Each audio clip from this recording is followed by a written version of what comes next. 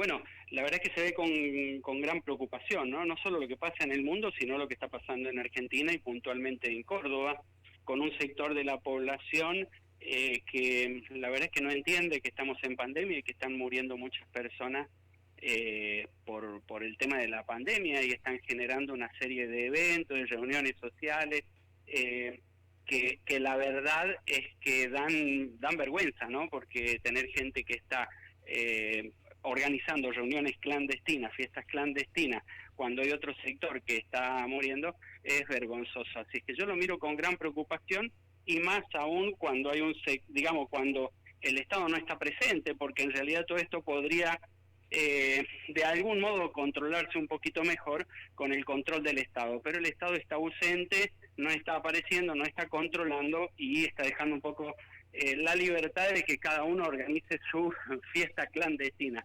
Es una vergüenza, se citan por redes sociales y ni siquiera las autoridades se enteran de esas reuniones. Así que bueno, con gran preocupación, eso va a seguir provocando un aumento en la cantidad de casos diarios, lo vamos a ver en aumento porque además se le suman las fechas estas de 25 de diciembre, 1 de enero, hoy 6 de enero, que es Reyes, y las vacaciones, todo esto va a recalentar un poco la cantidad de contagiados y el futuro cercano va a ser ese, ¿no? Vamos a ver un aumento en la cantidad de casos diarios.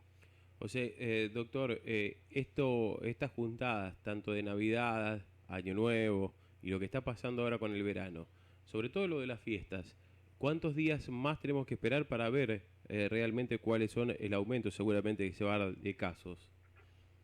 Más o menos uno tiene que pensar en 10 días. 10 días después impacta en la cantidad de casos. Si se fijan ayer, Córdoba tuvo 900 casos, prácticamente 3 veces más de lo que venía teniendo, 3 o 4 veces más de lo que venía teniendo. Ayer fue 5 de enero, son 10 días exactos después del 25 de diciembre. Así que ayer vimos el impacto en la cantidad de casos. Subió casi 3 o 4 veces más. Para ver lo que va a ocurrir después del 1 de enero, tendremos que esperar más o menos hasta el 10 de enero, que es en donde vamos a ver el impacto de lo que pasó en el 1 de enero por la movilidad.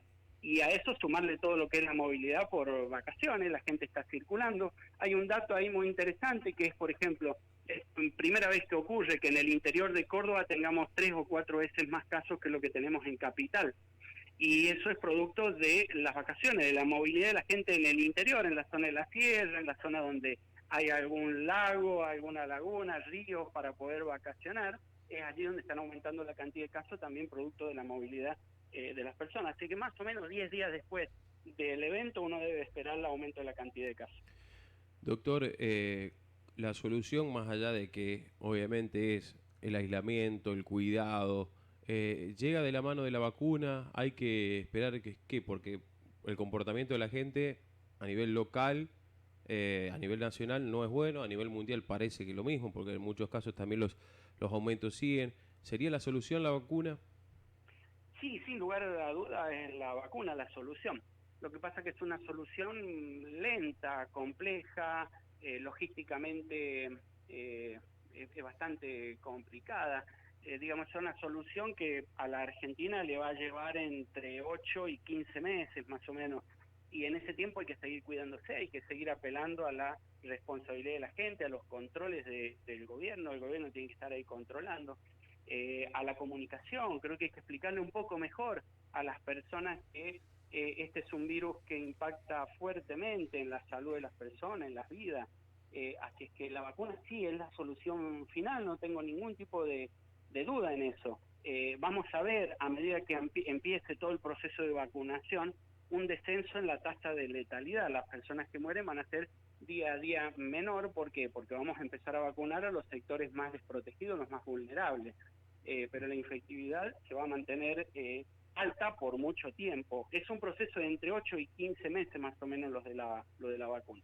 Leía por ahí que usted, no sé si es así, en algún medio decía que no se respetó la prioridad de vacunación. ¿Usted lo dijo, lo ha manifestado esto? Y si es así, ¿por qué?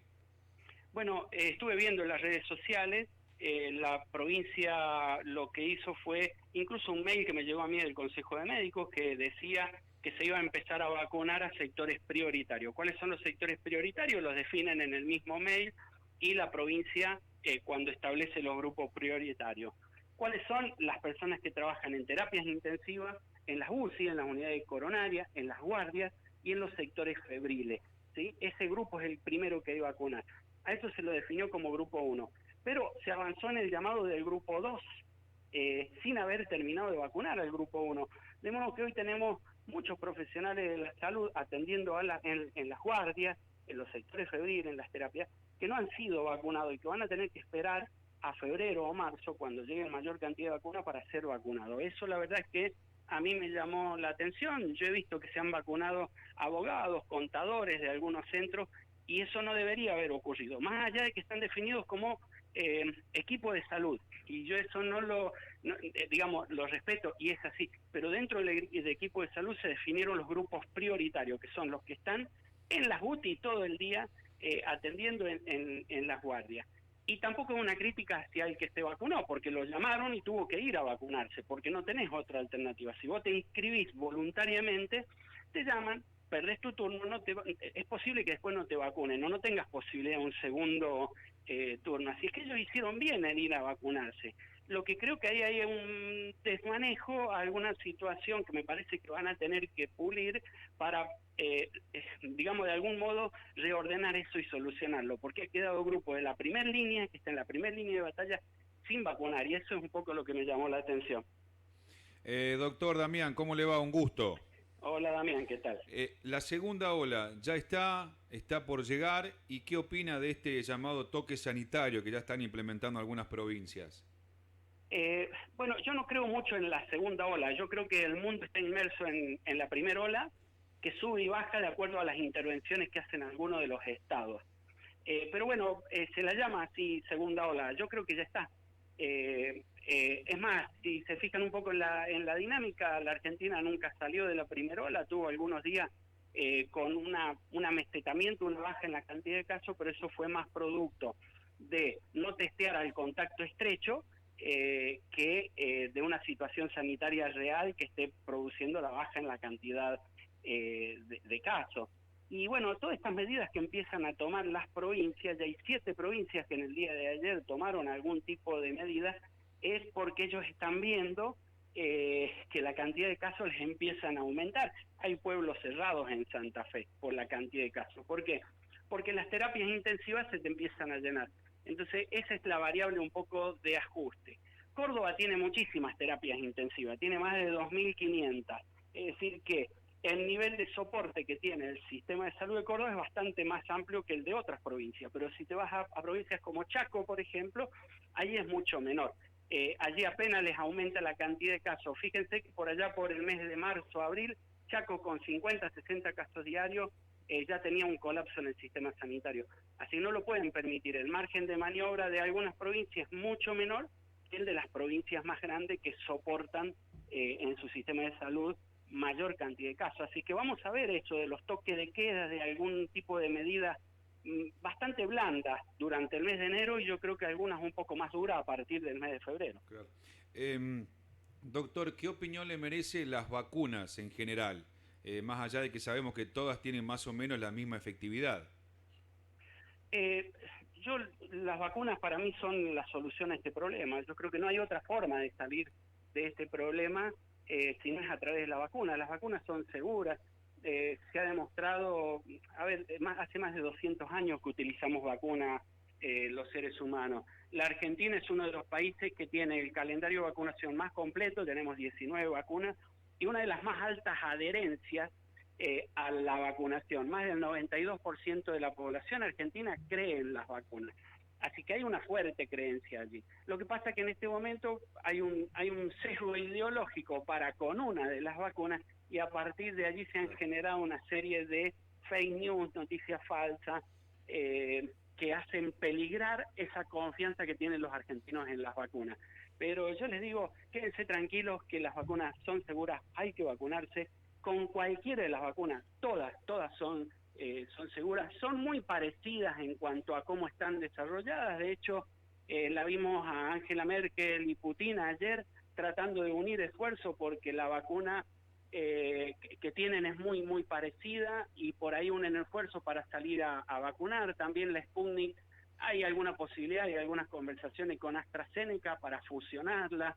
Es decir, son todas muy parecidas, todas seguras y tienen un alto porcentaje de efectividad, más del 90%, lo que es muy bueno porque iban a ser aprobadas con más del 60% y están teniendo más del 90%.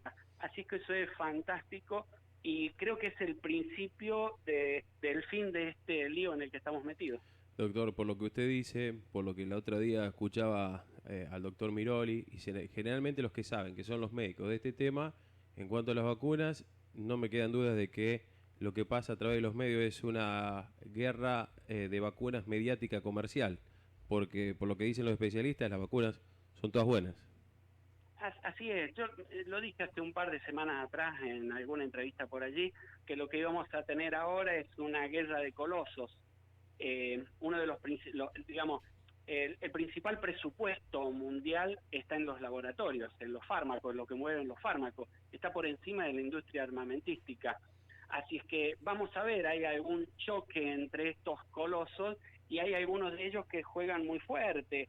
Pfizer es una empresa que tiene un poder enorme a nivel mundial, es un grupo de empresas, y algunos otros también, digo, AstraZeneca no se queda atrás, Sputnik mucho menos, entonces empiezan allí algunas operaciones que nos tienen de rehenes a toda la humanidad, porque esto no pasa solamente en la Argentina, pasa en todos los países del mundo. Y lo que hacen es mellar un poco este creimiento que tenemos o esta confianza que tenemos en la vacuna, que han eliminado muchísimos virus del mundo. Yo a la gente les digo, miren, un mundo sin vacunas sería como hoy, pero habría que sumarle viruela, sarampión, ébola y por lo menos unos 20 virus más que nos estarían afectando. Viviríamos encerrados, martirizados, gente muerta por todos lados porque los sistemas de salud no darían abasto. Esto sería un mundo sin vacunas. Así que hay dos hechos importantes en la salud pública mundial: el agua potable y las vacunas. Prolongaron la vida de las personas. Por ahí soy un poco extenso en esto, pero me importa que quede bien claro. Digo, la gente no muere a diario porque se vacuna contra el sarampión, contra el tétanos o se pone la vacuna en la BCG. No escuchamos esa noticia por día porque no muere nadie. Las vacunas son seguras. La gente muere de las enfermedades, que es las que hay que proteger con las vacunas. Ese es un poco... Por eso hay que creer en las vacunas y hay que hablar bien de las vacunas porque son la solución a este problema.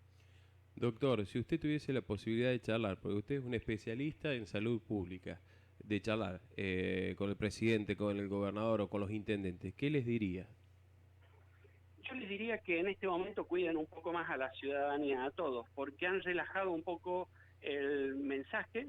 Hay una ausencia de mensaje y algunos de los mensajes que se tiran confunden a las personas que no están obligadas a entender lo que está pasando, ¿no? Pero cuando uno ve a algunos gobernantes que priorizan la cuestión de los derechos individuales por encima de la salud colectiva, y uno se preocupa, porque a partir de esas decisiones, de esas miradas, mueren personas. Entonces, allí yo me preocupo. Yo fui muy crítico yo he sido muy crítico con todos, en realidad. Al presidente de la Nación le pedí el botón rojo el 26 de septiembre. Y ayer hice una publicación en ese sentido. Escribí en mis redes sociales, si me hubieran hecho caso y aplicaban la cuarentena dura entre el 1 y el 14 de octubre, hoy estaríamos disfrutando de las vacaciones. Y una persona me posteó allí y dice, y quizás mi papá estaría vivo. Y ahí me di cuenta, digo, hay cuestiones que no tienen solución, no tienen vuelta atrás. Así que yo les pido a los gobernantes que empiecen a cuidar un poquito más a la población, que esto no es ver cuánto stock tengo de camas en terapia intensiva para ver cómo graduó el resto. No, los países que están manejando mejor la situación sanitaria lo hacen a través de intervenciones duras de corto tiempo. Yo les pido un cierre total de la Argentina por 14 días. ¿Sí? Con eso vamos a bajar la cantidad de casos a prácticamente cero, o a un 10, un 20% de lo que tenemos hoy. Y eso nos permite después hacer una apertura mucho más amplia de la economía. Pero si no llegamos a 14 días, lo hagamos por 10. Por lo menos va a bajar en la cantidad de casos, porque empiezan a tomar estas medidas de cierres parciales, toque de queda de 20 horas, 6 de la mañana, que no tienen ningún tipo de efecto y producen un daño sobre los sectores, por ejemplo, como restaurantes y bares, que son los más golpeados en esto. el esfuerzo lo tenemos que hacer entre todos.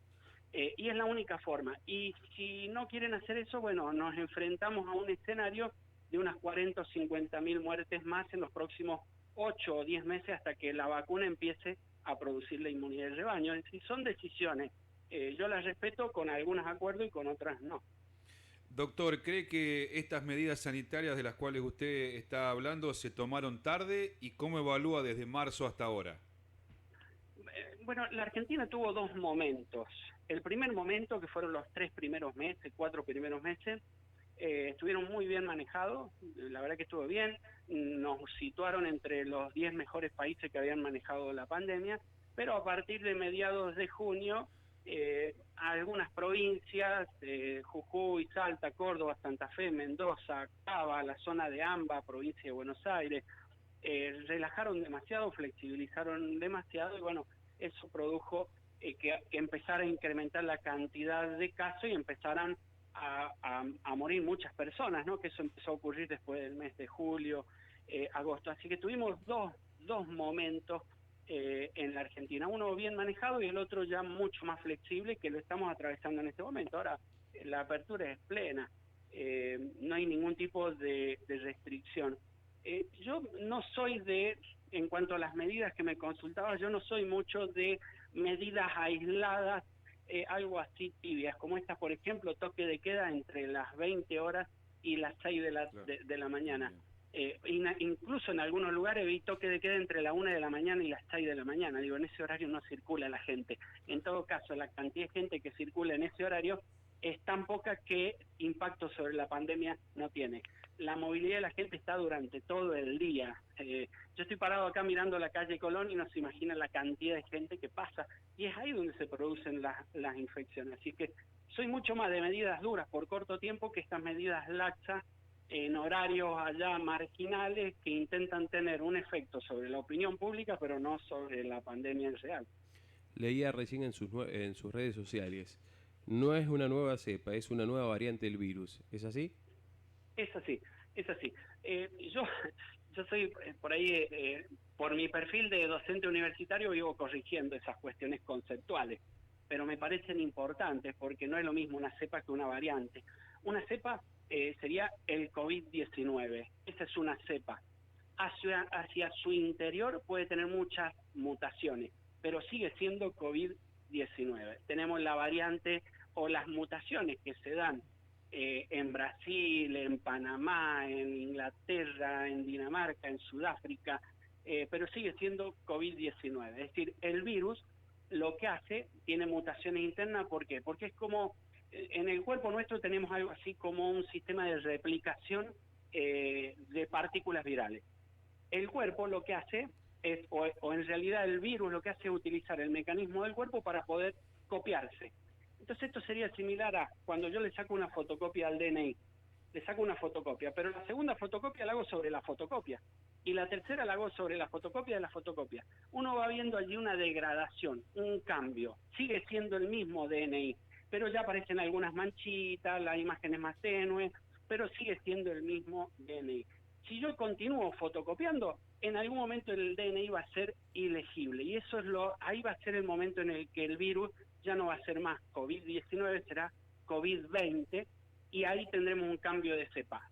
¿Por qué es importante esto? Porque con las mutaciones internas la vacuna sigue siendo efectiva. Cuando cambiemos de cepa, la vacuna no va a ser más efectiva, y es borrón y cuenta nueva. Y eso es un poco lo que hay que evitar, que este virus siga circulando, porque va a seguir aprendiendo, va a seguir intentando mutar y cambiar de cepa. Y allí vamos a estar en problemas. Por eso siempre hago un poco la corrección. Doctor, ¿qué opinión tiene en relación a la ivermectina?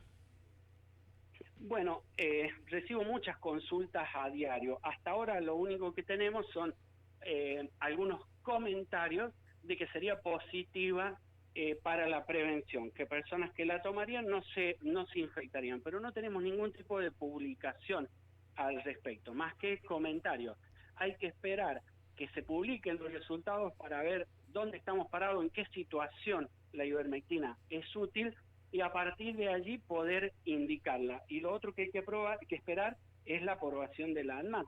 Yo sé que hay muchísima gente que la está tomando. La verdad es que hasta ahora no ha producido ningún tipo de efecto, incluso en algunos pueblos las toman prácticamente todos los habitantes y la cantidad de coronavirus sigue en ascenso.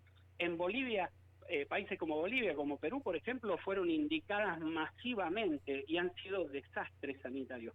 Por eso es que hay que ser muy respetuoso de la investigación, esperar los resultados y hasta que no estén publicados y tengamos los detalles de cómo se debe indicar, en qué casos se tienen que indicar, no hacer mucho hincapié en la ivermectina. Así que yo en esto soy prudente y vamos a esperar un poquito las publicaciones. Sé que ya está en proceso de publicación y los resultados los vamos a tener en breve. Doctor, muchísimas gracias por su tiempo. La verdad que es un placer poder charlar con usted. Gracias por estos minutos y seguramente en algún momento lo volveremos a llamar para conocer un poco más de este virus que ojalá termine pronto. Un saludo a todos ustedes, a los oyentes y disponible para cuando quieran me llaman y charlamos. Que anden bien y un buen año. Un fuerte abrazo, gracias, igualmente. Allí pasaba el doctor Oscar Atienza. Él es médico cirujano, doctor en medicina y cirugía, magíster en administración de servicios de salud, magíster en salud pública, docente universitario de medicina. La verdad que, bueno, es una linda charla que podíamos tener y para clarificar un